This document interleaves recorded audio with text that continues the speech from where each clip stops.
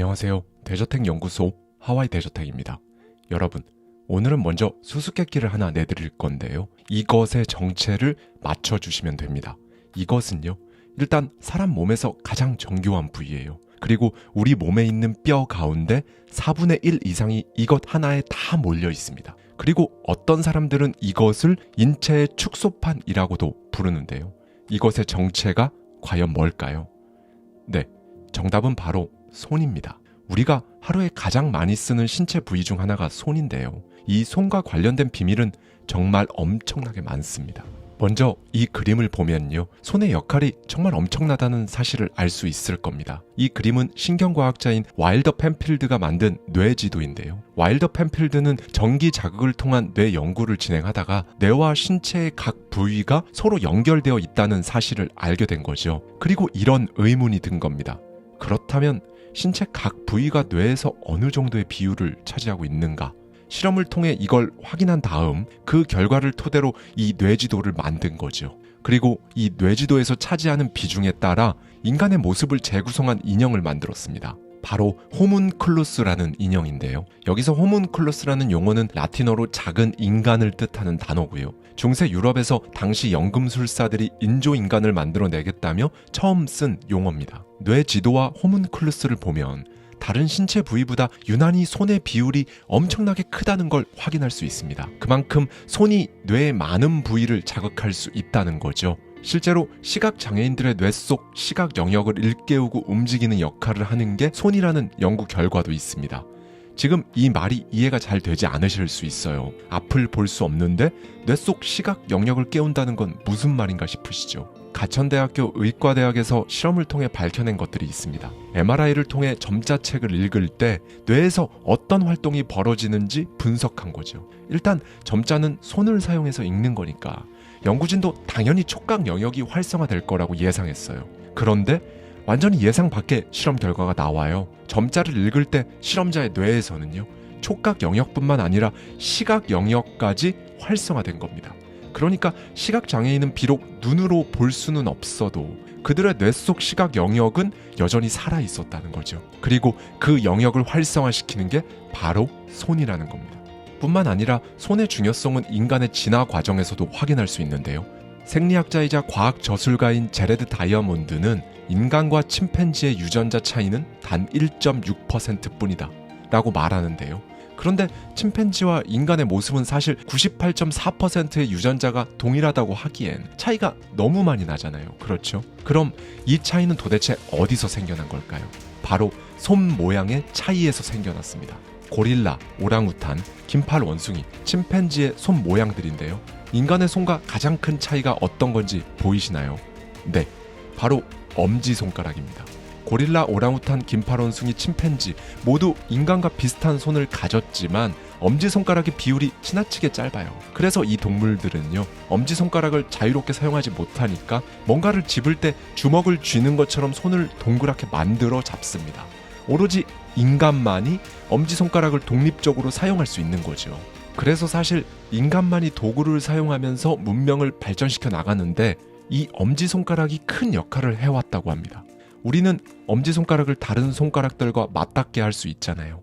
이게 이제 맞섬 움직임이라는 건데요. 이게 가능하니까 도구를 잡는 악력이 늘고 손재주도 향상되고 그러면서 인간 고유의 복잡한 문화를 형성하며 진화한 거라고 많은 학자들은 말합니다. 실제로 이 엄지손가락의 역할은 우리가 생각하는 것보다 엄청나게 중요한데요.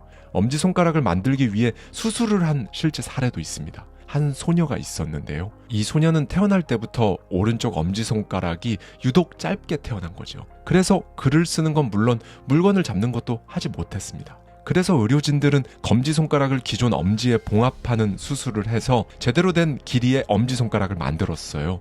즉, 기존에 있던 엄지와 검지손가락을 합친 거죠. 결과적으로 소녀는 오른쪽 손가락이 4개밖에 없게 되었지만 제대로 된 길이의 엄지손가락이 생기면서 오히려 글도 쓰고 수술 전보다 손을 훨씬 더 잘 사용할 수 있게 되었습니다. 그리고 손을 사용하는 게 뇌 건강에 굉장히 효과적이라는 연구 결과들도 있는데요.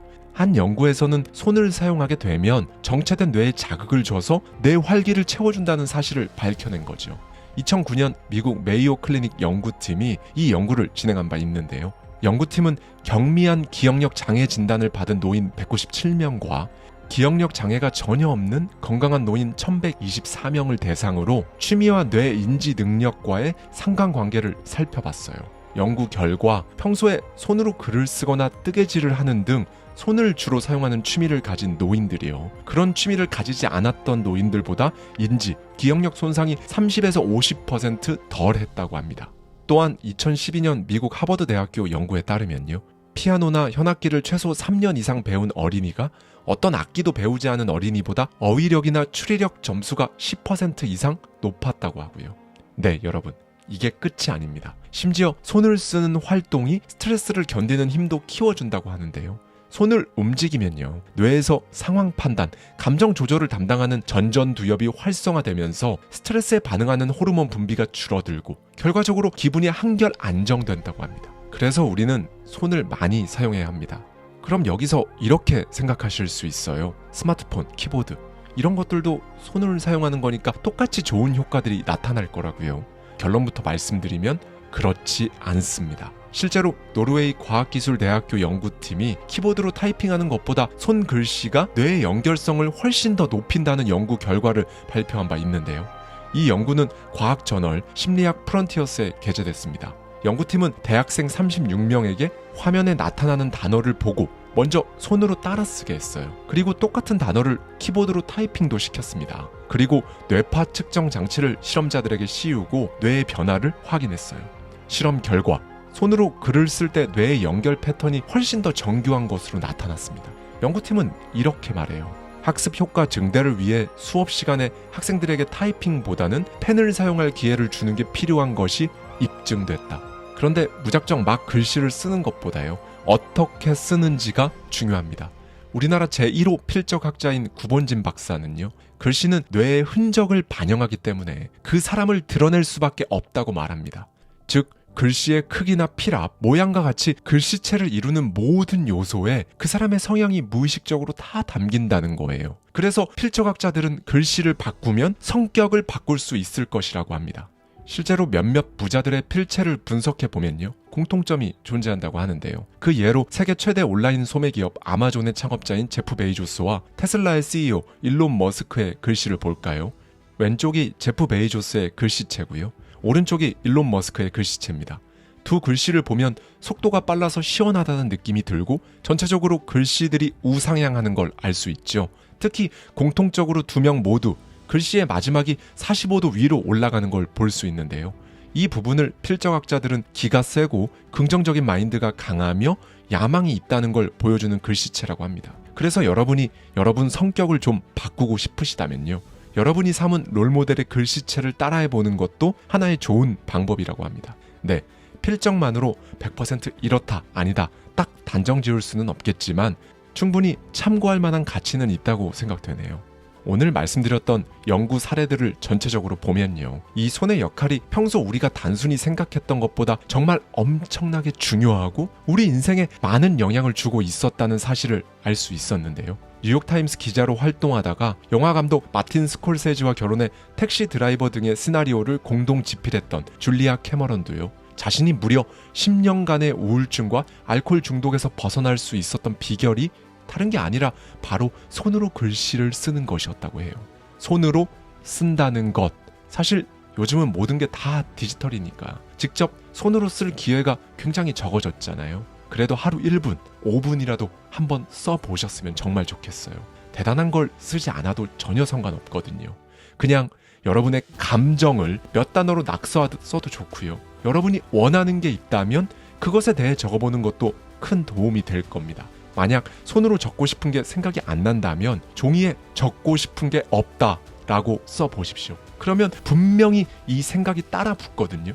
나는 왜 적고 싶은 게 하나도 없지? 여기서부터 그렇게 생각이 시작될 겁니다. 그런 방식으로 여러분이 원하는 삶, 원하는 모습으로 나아가시길 바라며 오늘의 대저택 연구소 마치겠습니다.